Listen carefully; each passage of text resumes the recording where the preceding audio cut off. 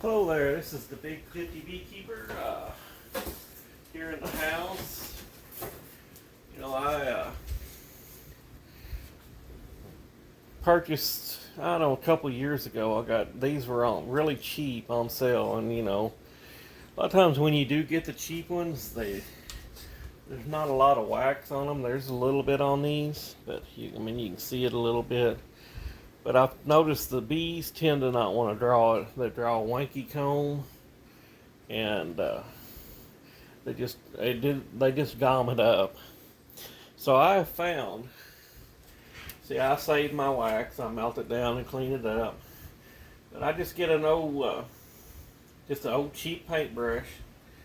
What I'll do is all the wax comb that I've melted down and cleaned up, I will melt back down, and I will just brush the wax on it, and it helps them draw it out. I mean, you can see how much wax is going on, and I'm going to do some splits here before long, a couple more. What I'll do is I will use one of these and I'll put it in one of the splits, and we'll see how well they draw it out after you wax it.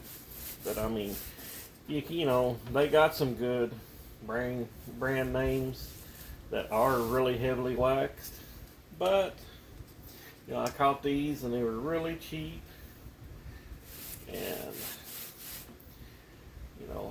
you have a little free time where you want to try to budget your stuff. Save your wax, melt it down, get it all good and clean, and then do this. Just brush it on there. You get it looking a good yellow tint to the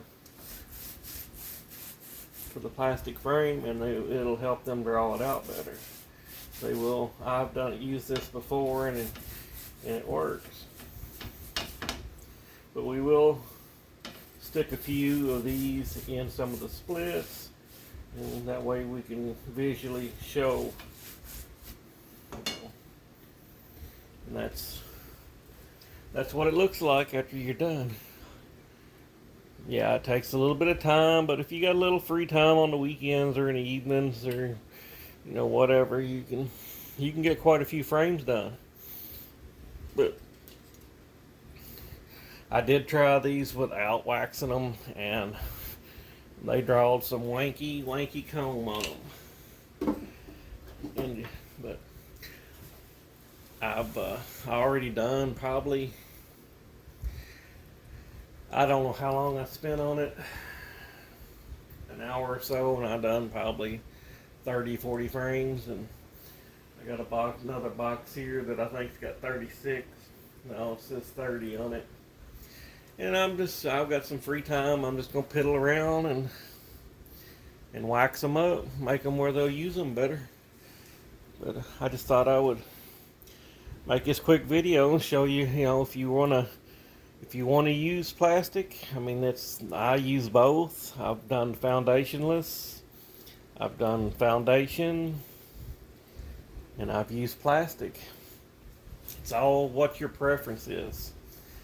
I mean, the foundationless does let them draw out the wax the way they want it, but it is a little bit labor intensive if you do it right, because you got to,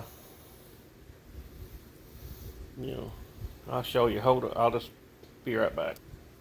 So this is the way I run the foundationless frames. I put fishing line in them, crisscrossed with a starter strip.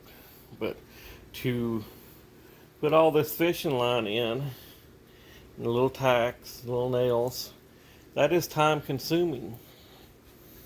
I mean, if you have the free time, then this is probably the cheapest route you can go. But if you don't have time, Then there's the foundations. And then if you really don't have a lot of time, go with the plastic. It don't take but a minute to brush the wax on. Where, you know, it takes a few minutes to put the foundation in, because you got to put it in there and then you got to tack it and all that good stuff. So I'd say the quickest route would be the plastic and just brush them lightly with some wax. But it all depends on what you like. You know, this frame had been used. I mean, you see it has where the bees, I mean, they will draw it out, and this keeps the wax from the comb from falling when you, because they'll usually draw that inside.